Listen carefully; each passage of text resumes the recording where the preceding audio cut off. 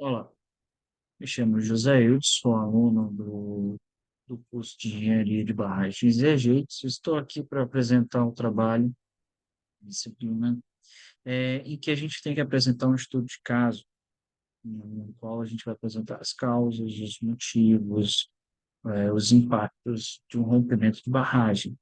O rompimento de barragem escolhido foi de estudo de caso, o rompimento da barragem de Fundão, em Mariana, Minas Gerais, ocorrido no dia 5 de novembro de 2015, né? Nós temos a possibilidade de ver aqui a imagem antes e depois. Mas antes a gente precisa entender sobre a barragem de Fundão, sua localização.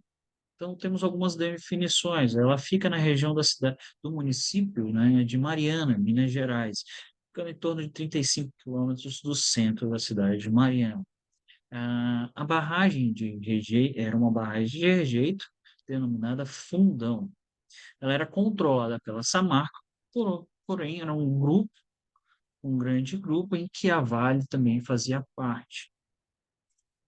Aqui é apenas para a gente ter uma situação melhor, né, da localização da barragem de Mariana, a gente pode identificar aqui no estado de Minas Gerais, na região da cidade do município de Mariana. A gente tem aqui todo o percurso mais ou menos afetado pela região, né, que a gente tem aqui da barragem de Fundão. Temos aqui uma imagem do Google Maps, em que a gente tem a, o encontro, a região da barragem de Fundão, e aqui uma imagem de outubro, mais ou menos de outubro de 2015, antes do rompimento. A gente pode identificar aqui uma pilha estéreo da Vale, a barragem de Santarém, a barragem de Germando e a barragem de Fundão, onde houve o rompimento. Então, quais eram as características da barragem de Fundão? Primeiramente, a barragem de Fundão, ela vinha com um processo de alteamento a montante, ou seja, utilizando seu próprio material, seu próprio rejeito. Ela tinha as dimensões aproximadas de 110 metros de altura, com um comprimento de 761 metros e uma crista com 7 metros. Aproximadamente, ela tinha um armazenamento de 55 milhões de metros cúbicos de rejeito. Então, é uma barragem com um valor considerado de rejeitos.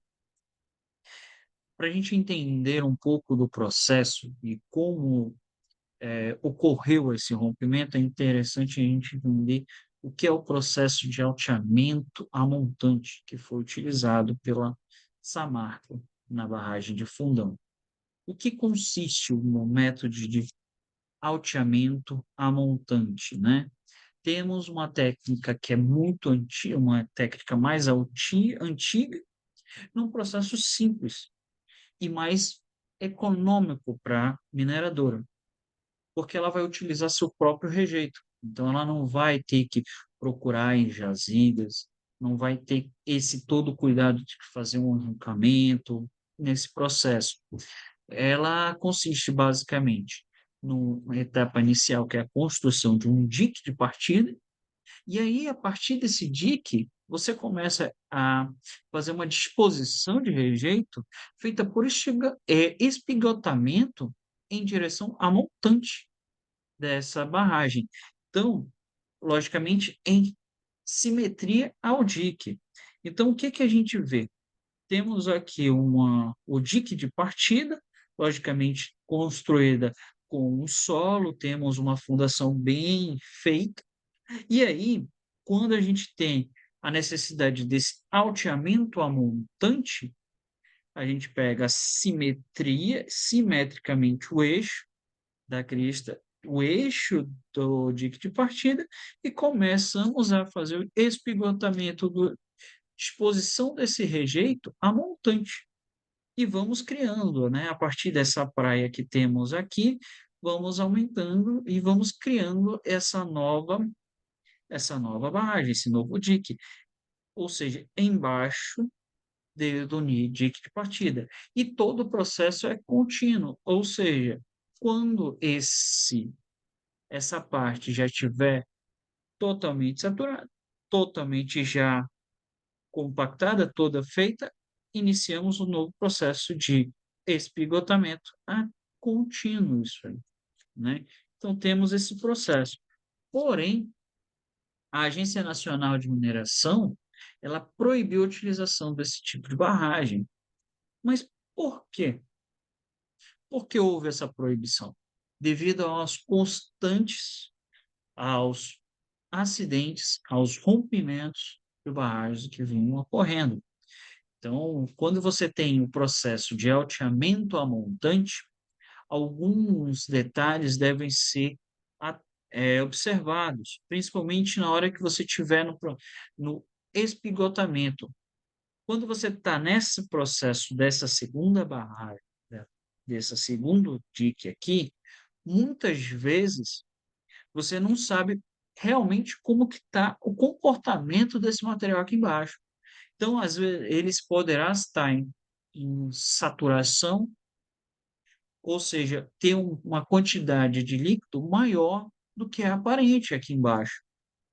Quando isso acontece, você pode causar um processo aqui de liquefação e comprometer ao longo do tempo a sua barragem. Então, essa é uma das consequências do fato, né? Quanto à barragem de Fundão, temos alguns históricos de ocorrência, uns fatos que ocorreram que culminaram nesse rompimento. É importante a gente entender que o rompimento de uma barragem, o rompimento de um dique, um rompimento, não é um fato que ocorre de um dia para a noite, de um dia para o outro. Ela vem ocorrendo constantemente, ela vem de fatos históricos, ela vem ocorrendo de várias situações que muitas vezes são negligenciadas ou não são observadas corretamente e são deixadas, às vezes, de lado ou tomado ações, tomado medidas que não são realmente efetivas. E podemos perceber isso de fato no que ocorreu com o rompimento da barragem de Fundão, em Mariana. Então, temos aqui uma disposição de rejeito hidraulicamente, ou seja, quando a gente possui esse rejeito hidraulicamente, um rejeito que é disposto hidraulicamente, ele indica que esse rejeito já está saturado. Ele já tem uma quantidade de água, de líquido, muito grande, com uma movimentação do fluido. Então, quando você sai da sua planta, da concentração, até o local de disposição desse rejeito, ele está sendo feito com a utilização de algum líquido, água ou qualquer outro. Ou seja, ele encontra-se com um nível de saturação elevado. E esse tipo de movimento é causado pelo aumento dessa. Então, você tem esse deslocamento e esse preenchimento de água aumenta as pressões. Então, quanto maior a quantidade de água e essa disposição, você tem um aumento da pressão da água. Você tem uma pressão muito grande. Vemos aí uma falha de construção do dreno e dreno de fundo e de filtros em 2009. O trecho de saída do dreno nunca foi concluído. Temos esse falha. Houve uma erosão e deslizamento do talude ajusante do dique, de partida 1. Então, você já houve uma falha no dique de partida, uma falha de dreno do dique de partida. Ou seja, nesse primeiro dique, que é o mais importante, onde você tem a fundação, a base para seus futuros alteamentos, você já apresentou uma falha, uma erosão, um deslizamento. E você tem um problema maior. O seu dreno de fundo e seus filtros não tiveram sua conclusão. A empresa, avaliando essa situação, qual foi a medida adotada na época? A instalação de um tapete drenante na parte da areia armazenada, que ele considerou na cota de 826, numa tentativa de substituição do dreno. Porém, esse tapete drenante ele não conseguiu diminuir a saturação da areia, do rejeito, ou seja, essa praia de rejeito, essa quantidade de rejeito, essa areia, ela continuava saturada. E ao longo do tempo, isso só fez aumentar. E em 2013, houve um aumento do maciço e do reservatório. Só que essa expansão de 2013, ela foi além do dreno. Se em 2009 eu já tinha uma falha que foi corrigida por um tapete drenante, em 2013 houve esse aumento do maciço e do reservatório, essa expansão ela foi assim do que além do dreno de fundo. Ou seja, se você não está conseguindo drenar os seus a sua barragem, seus diques, a sua construção, você aumenta teu nível de saturação, você aumenta teu nível de poro-pressão, possibilitando um processo de liquefação. No mesmo ano de 2013, temos aqui um realinhamento da barragem, temos um realinhamento dos eixos, das simetrias. E aí a gente começa a surgir alguns problemas, algumas questões que foram observadas, e entre elas umas surgências que temos aqui em março e junho, na cota 855, e em novembro foi observada uma surgência na cota de 860. Então você vê que houve um aumento da saturação, os drenos eram ineficientes, apenas eram eficientes somente naquela parte da areia que ela tinha. Ou seja, acima dele, ele já não tinha eficiência nenhuma. Já vinha ocorrendo um processo em que eu via já a surgência das cotas 855 e 860. Então, já havia uma falhas, já haviam ocorrendo situações em que a empresa começou a observar, porém, não adotou medidas efetivas, não adotou ações, correções que realmente fossem inibir, fossem corrigir a falha do seu dreno e, posteriormente, corrigir as surgências que estavam ocorrendo. Temos em 2014 uma ampliação do tamanho e volume do reservatório. Não vamos esquecer que em 2013 ocorreu surgências. O filtro de fundo não estava funcionando 100%, ele não estava atendendo a barragem 100%. Então, o que acontece? Novas surgências aparecem, só que dessa vez é na ombreira direita, na cota de 805. Não vamos lembrar que na cota de 855, em 2013, já havia havido surgências. Com esse aumento, o tapete drenante se tornava pequeno, ou seja, você tinha um tapete drenante na parte do dique de partida 1, embaixo. Quando você ampliou a sua barragem, ele se tornou ineficiente, ele pegava só aquela pequena proporção. Ele não atendeu a evolução da barragem, ele não atendeu essa ampliação do volume. Então você precisava do quê? Necessitando de drenos, seja nas duas ombreiras.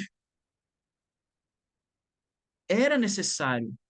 Para quê? Para você conseguir evitar o surgimento de surgências e também diminuir a pressão, a pressão dentro. Porque o que acontece? Quanto maior a saturação, você tem uma maior elevação de poro-pressão, com a possibilidade da liquefação.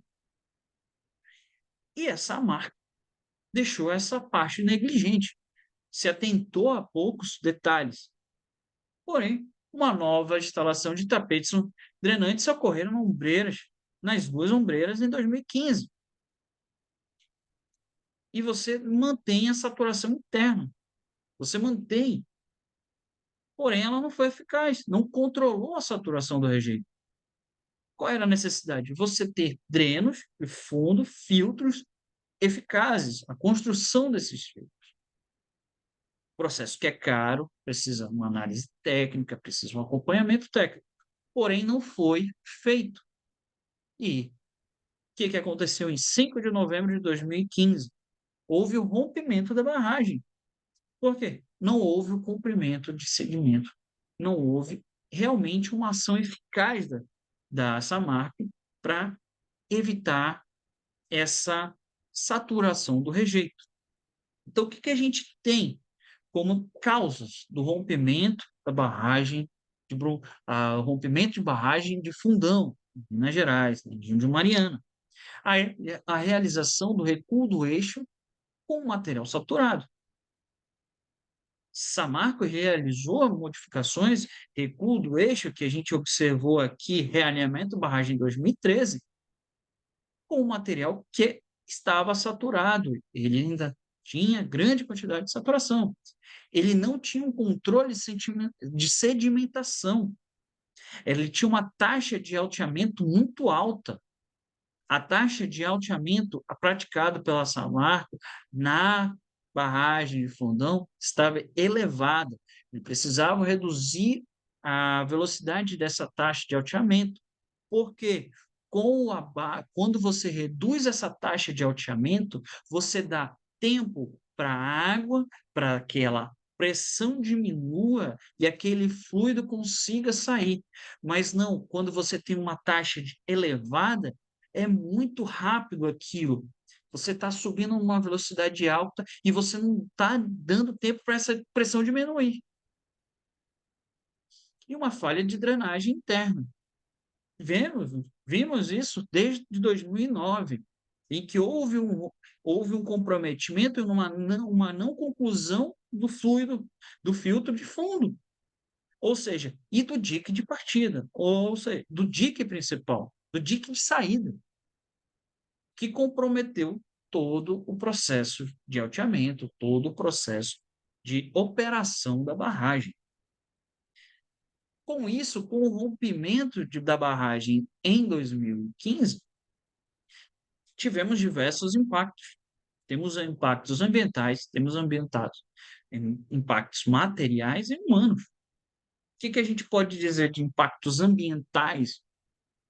Temos os danos à qualidade e disposição de água, desde o local do rompimento até o delta do Rio Doce, no litoral do Espírito Santo, houve completamente danos ao rio, a toda aquela região, que ele passando pelo rio Gualacho do Norte, Rio do Carmo, até o rio delta do Rio Doce, a água ficou totalmente imprópria, com alto teor de metais. Tivemos assoreamento de rios. Por que o assoreamento de rio? Carreou muito material, carreou rejeito. E não só o rejeito, temos também o material das encostas, dos vales que foram carreados, pedras, rochas. Ou seja, você houve um assoreamento, você houve uma diminuição disso. Temos aqui uma imagem de todo esse percurso do rio, que é do Instituto Estadual de Floresta, onde você tem toda essa área que foi comprometida. Os outros danos à qualidade de condição do solo. Tivemos remodelamento do relevo. O que é um remodelamento do relevo? Quando houve o rompimento, a velocidade da, do fluido que saiu da barragem fez com que áreas fossem rompidas, removendo blocos, e aí você houve um remodelamento desse relevo. Tivemos alteração do curso do rio, a velocidade do rio. Você remodela o relevo, você altera também esse curso do rio.